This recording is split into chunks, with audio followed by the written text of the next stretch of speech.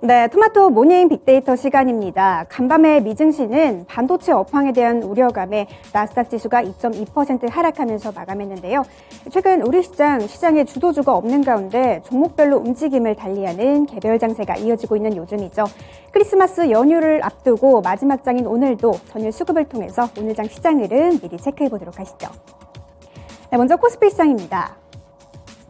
코스피 시장에서 외국인은 LG전자를 가장 많이 사들였습니다. 애플카 수에 대한 기대감으로 수급이 몰린 건데요.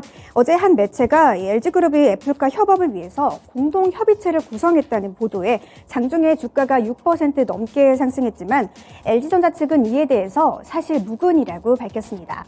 한편 LG전자 측은 12월 7일에 애플카 출시 지연 소식에 주가가 7% 넘게 급락한 바 있습니다.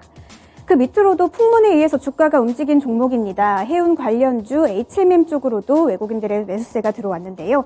어제 KDB 산업은행이 HMM을 매각한다는 소식에 강세를 보였습니다. HMM은 최근 해상 운임지수가 하락하고 또 경기 침체에 대한 우려감으로 올 4분기 실적은 감소할 것으로 예측되고 있습니다.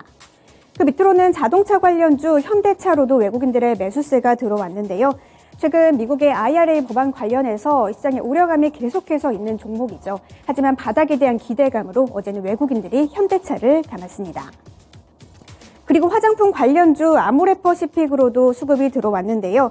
북미를 포함한 비중국 국가들의 비중이 증가하고 있다는 소식에 북미의 경우에는 또 아마존의 입점 효과, 그리고 동남아의 경우에는 리오프닝 관련 기대감에 매출 호조세가 전망된다는 분석이 있었습니다.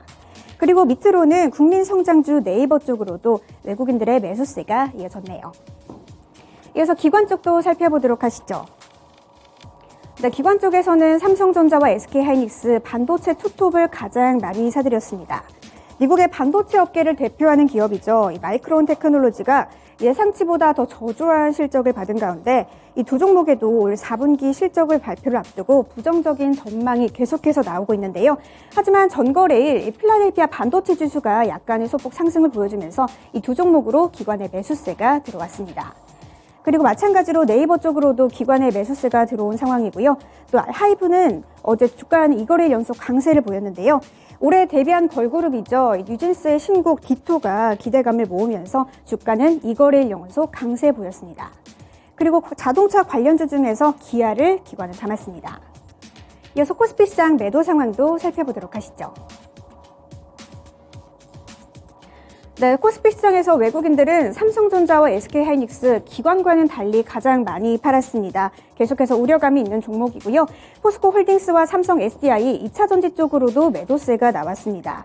2차전지 포스코홀딩스 같은 경우에는 어제 아르헨티나 리튬 공장에 대한 기대감으로 주가는 2거래일 연속 강세 흐름 나타났습니다. 그 밑으로 바이오노트도 이름을 올렸는데요. 전거래일 코스피 시장에 신규 상장한 종목이죠. 신규 상장한 어제 첫날부터 강세로 시작했는데요. 외국인과 기관 쪽에서는 모두 동반 매도세가 나왔습니다. 이어서 기관도 살펴보시죠. 기관은 바이오노트를 가장 많이 팔았고요. 그리고 LG에너지솔루션과 LG전자 쪽으로 매도 물량이 출회됐습니다. LG에너지솔루션은 최근 주가가 계속해서 우하향하고 있는 가운데 외국인과 기관의 동반 매도세가 나오면서 하락했습니다. 또 LG전자 같은 경우에는 외국인들은 애플카 기대감에 LG전자를 담았지만 기관은 LG전자 쪽으로 매도 물량이 출회됐네요. 이어서 하나솔루션 쪽으로도 기관의 매도 물량이 출회됐습니다. 어제 한화가 하나솔루션에 대해서 총 753억 규모의 양수를 결정했다는 소식이 있었는데요. 하나솔루션은 하락 마감했습니다. 또 우크라이나 재건 관련주 현대두산인프라코어 쪽으로도 기관의 매도 물량이 출회됐습니다. 우크라이나 재건 관련주로 부각을 받으면서 시장에서 굉장히 상승 탄력 있던 종목인데 우크라이나 전쟁이 장기화될 것이라는 분석에 어제 주가는 10% 넘게 급락했습니다. 이어서 코스피 시장 특징주 살펴보도록 하시죠. 네, 코스피 시장에서 특징주는 우크라이나 재건 관련주 현대두산인프라코어입니다. 현재 시간으로 21일 미국의 조 바이든 대통령과 젤렌스키 우크라이나 대통령이 백악관에서 정상회담을 가졌는데요.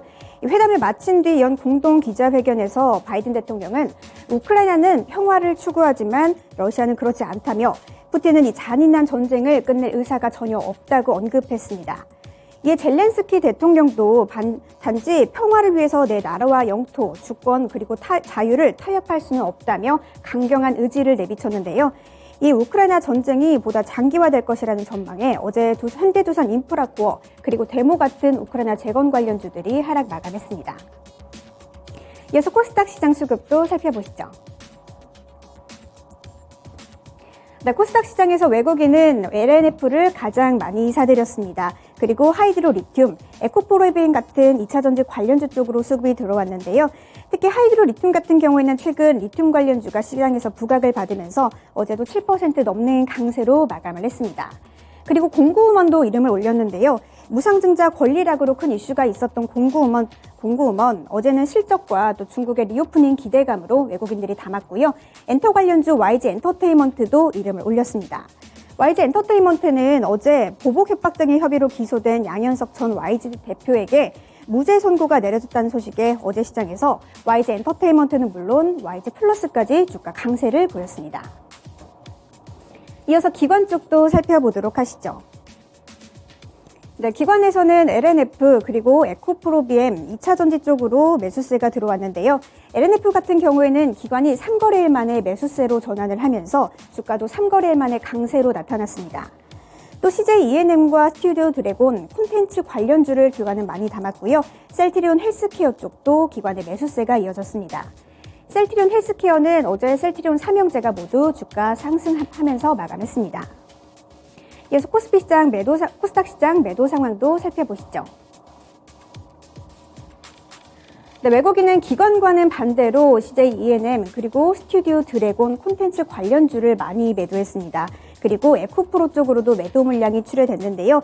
외국인들은 매도 물량을 내놨지만 개인과 기관의 수급이 방어하면서 어제는 소폭 상승 마감했습니다. 그리고 임플란트 관련주죠. 오스템 임플란트도 이름을 올렸는데요. 최근 주가 계속해서 우상향 곡선을 그리고 있는 기업이죠. 어제도 소폭 마감했지만 외국인들은 매도 물량을 출회했네요. 이어서 헬릭스미스도 이름을 올렸습니다. 헬릭스미스 같은 경우에는 국내 코스닥 특례 상장 1호 기업이죠. 한때 코스닥 시장에서 시가총액 2위까지 올랐던 기업인데 어제는 카나리오 바이오엠의 경영권 양수 계약을 체결했다는 소식에 주가는 급락했습니다. 이어서 기관 쪽도 살펴보시죠. 네, 기관은 인벤티지랩을 가장 많이 팔았습니다. 올해 상장한 바이오 관련주 인벤티지랩은 탈모 관련주로 시장에서 부각을 받았는데요. 전거래일 보호예수가 해제된 가운데 어제 주가는 하락하면서 마감했습니다. 그 밑으로는 솔트룩스 쪽으로도 기관의 매도 물량이 출회됐습니다.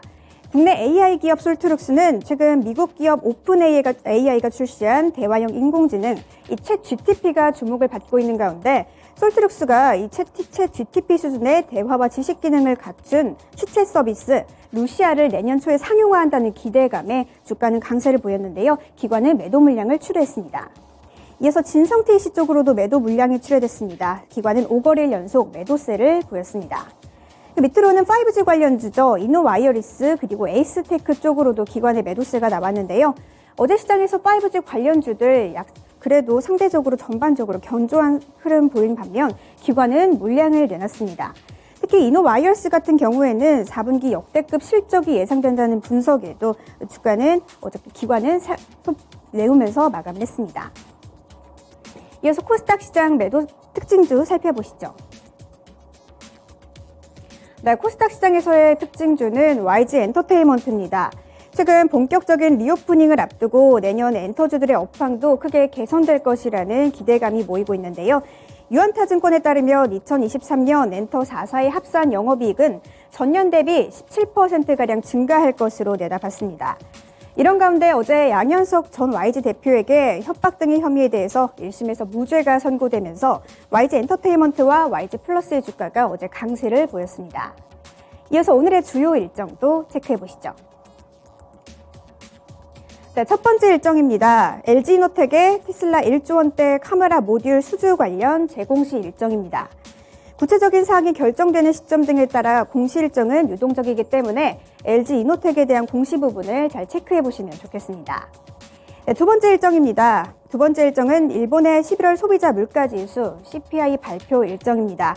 오늘 오전 8시 30분에 발표될 예정인데요. 개장 전에 체크하고 들어가시면 좋겠습니다. 이렇게 오늘의 주요 일정까지 살펴봤고요. 지금까지 토마토 모닝 빅데이터 시간이었습니다.